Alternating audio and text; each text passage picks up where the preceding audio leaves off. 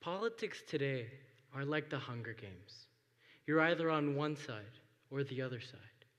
And when our side's attacked, we fight back, forgetting about our sense of community. But it wasn't always like this. In the 1950s, we were a country of commonality. In the Senate cafeteria, Democrats ate with Republicans, and segregationists ate with civil rights activists. Senators viewed each other as senators, not as Democrats or Republicans. Conservative Democrats and liberal Republicans were both solid pillars of both houses of Congress. But right now, at this very moment, our nation is an open wound, with the next political bombshell threatening to pour rubbing alcohol into that wound. The seams that hold our nation together are bursting because of our nation's polarized politics. We unfollow politicians on Twitter that are from the opposite party, and people have even divorced because of their presidential vote. Now, some have said that political polarization harkens back to a time of divisive figures, such as House Speaker Newt Gingrich and President Bill Clinton. But those two aren't the problem. They're symptoms of the problem. Those two aren't the problem. The problem isn't the media or Citizens United or the two-party system. The problem is us. Not us individually, but us as a community. Our political polarization isn't even a political problem. It's a community problem. Our communities, but more importantly, our sense of community, are dying out. Rotary clubs, Boy Scout troops, Little League games, and organized religious communities are losing members and are in danger of disappearing altogether. A recent study by Harvard sociologist Mario Small found that daycare centers that encouraged parents to walk in and wait for their child fostered more social connections than daycare centers where parents could just pick up their child and get on with their busy lives. Our shared spaces are going away. From 2001 to 2005, Massachusetts cut $30 million from its parks and conservation budget, while other states such as Kansas, Oklahoma, and Wisconsin have gutted even more libraries and parks. In a 2006 study, Matthew Beichiar, an associate professor of sociology at the University of South Carolina, found that from 1985 to 2004, our social isolation has tripled. But the way we use technology has reshaped our economies. The feeling of community that comes with a small business disappears as companies merge to form large impersonal corporations with unprecedented clout. With increasing automation, small working-class towns such as Lordstown, Ohio, are disappearing, and residents are moving to larger, more urbanized areas such as Pittsburgh or Cleveland. Technology has also changed the way that we've interacted with others. With social media's rise among all age groups, we're getting used to interacting with people via a screen. Behind a screen, we feel powerful, and we have absolutely nothing to lose. Because we don't have to see our Twitter opponent in class or at our job the next day, we're more motivated to yell obscenities on Twitter. When we don't have to see someone in person, we're more motivated to take risks, whether they be good or bad. In Honors English 11, I learned that when analyzing a piece of literature, you shouldn't come with a preconceived claim. The claim should fit the evidence. It seems like the media industry needs to take my Honors English 11 class. News is not where you can pluck quotes completely out of context and make claims completely contrary to a politician's main point.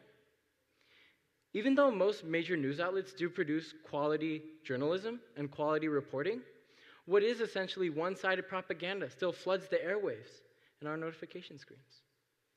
And what's more is that most major news outlets have a clear political bias, which they use to solidify and strengthen their audience instead of branching out to those with a different political identity. But technology alone is not tearing apart our communities, schools, and mosques. It's our lack of community. We are more disconnected from our neighbors than ever. According to the Boston Globe in 1974, around 30% of Americans knew their neighbors, while 20% didn't.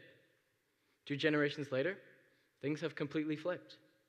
Around 35% of Americans don't know their neighbors, while less than 20% do. With more leisure time and the ability to have anything Amazon to you, there's simply no reason to go meet up with your neighbor for coffee or your buddy for coffee at a coffee shop when you could just sit in your warm, reclining chair and text them. When we don't know our neighbors and our community members, we don't participate in community events. When we don't participate in community events like community outreach programs, recreation programs, and parades, we lose our sense of community, we lose trust in our neighbors, and we feel lonely. To fill that void, we join political groups, as it's the closest thing that we have to community. Political groups are also the easiest groups to join because they're everywhere, from TV to bumper stickers to everywhere in between. This is why we yell at the television or decry something we don't disagree with as fake news. It's not that we care about the policy or the wording of a bill. It's just that we want to defend our community, our team, the closest thing that we have to us. Our jobs are also changing. Now, instead of working for a company for decades upon decades, we move between companies every 5 or so years. We can't get to know our coworkers because we're traveling for work. And instead of spending time with our friends and family, we're working in the evenings. Additionally, the nature of our jobs has deprived us of community. With self-driving car technology and increasing automation taking over key American job sectors, one person can now do the work of many with even greater efficiency.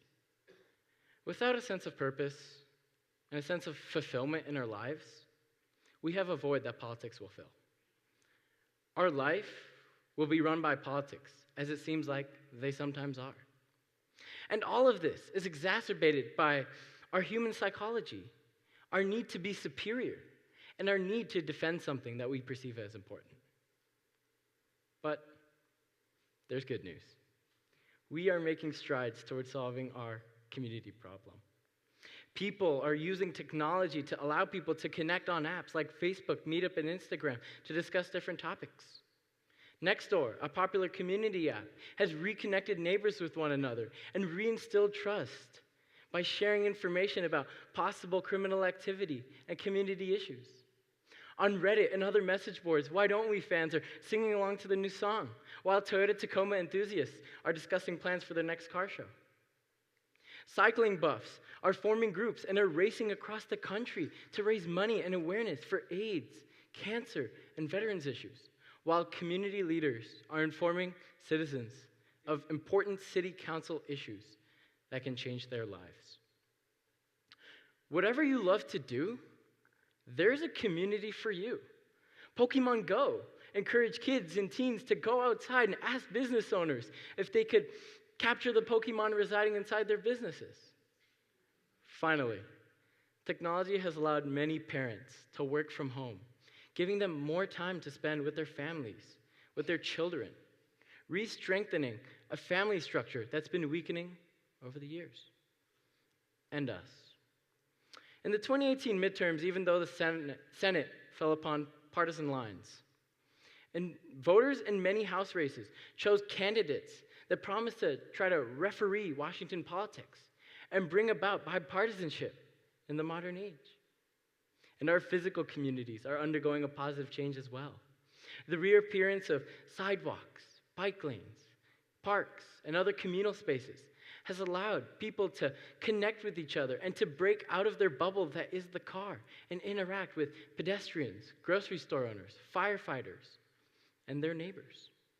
Nonprofits are sprouting up all across the country in many cities and towns with a community, to create community within a community, and to unite that community against a single, nonpartisan common goal, such as homelessness.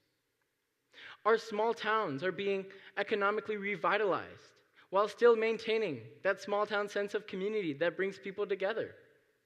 And urban areas are transforming empty parking lots and abandoned buildings into community gardens and homeless shelters, again, to create community and to create bonds between people and the organizations that reside inside their communities.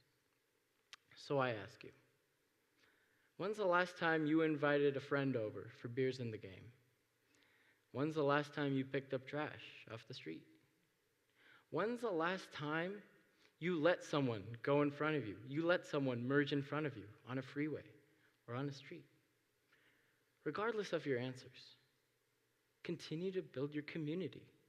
Whether that means to speak your heart out at a city council meeting or to suggest a possible campsite at your Boy Scout troop meeting. Do whatever community means to you.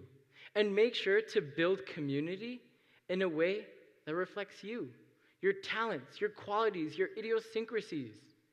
The little things that make you, you. The little things that make you different from someone else. Now, everyone might not be experiencing these phenomena, but your community could be next. So rebuild your community. You don't have to build a playground with your bare hands or clean up Central Park every morning. It's in the small things. You could pick up trash on the street. You could offer to give your neighbor's kid a ride to somewhere they need to go. You could let someone merge in front of you on a freeway ramp. You could give a stranger a jump if they're sitting on the side of the road. Or you could get to know the barista that makes your half white chocolate, half non-a-quarter fat milk, extra foam latte with no whipped cream, 2 packets of Splenda, a sprinkle of cinnamon, and 3 sugars in the raw.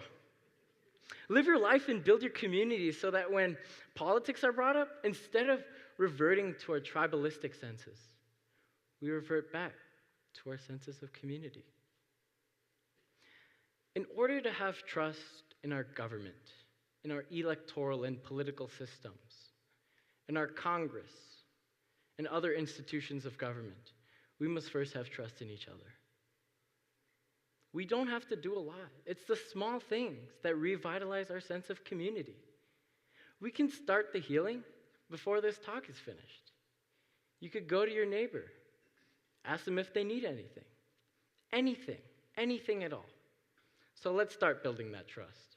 Because once we've had a strong community, once we had cemented bonds and great relationships, and once we know the organizations and the institutions that reside in our community, no politics can divide us. We will be one nation, and we will stay one nation. Thank you.